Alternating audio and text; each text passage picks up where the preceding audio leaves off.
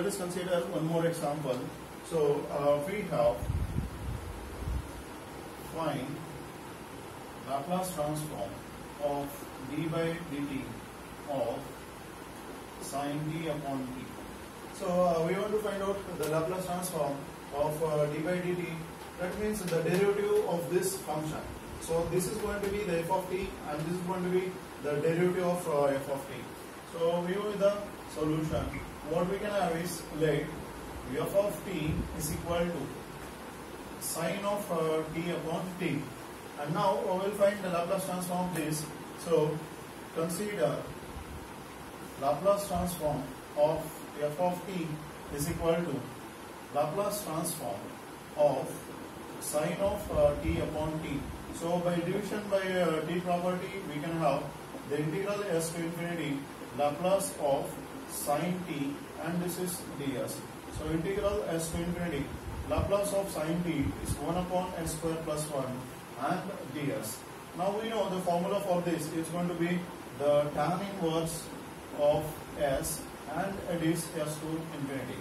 So if we apply this tan inverse of infinity here, so we get tan inverse of infinity minus, you'll be having tan inverse of s. And we know tan inverse of infinity is going to be pi by 2. So this is pi by 2 minus tan inverse of s.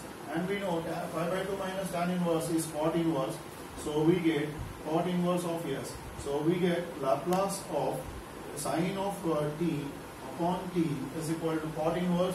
So this is being our f bar of s.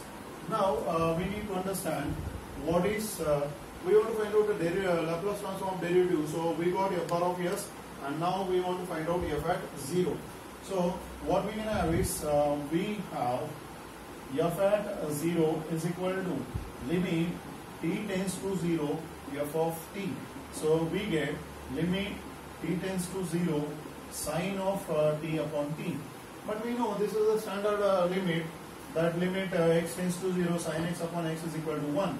So this is going to be 1, and hence we get f of 0 is equal to 1. Now we got f of 0, we got f bar of s, so we can find out the Laplace transform derivative, and hence we consider Laplace transform of d by dt of sin t upon t is equal to s into f bar of s minus f at 0. So here s into f bar of s we have calculated, that is going to be cot inverse of s. So this is cot inverse of s and minus 1. So we get Laplace transform of d by dt of sin t upon t is equal to s into cot inverse of s minus 1. So this way we are able to get the Laplace transform of the derivative of the given function.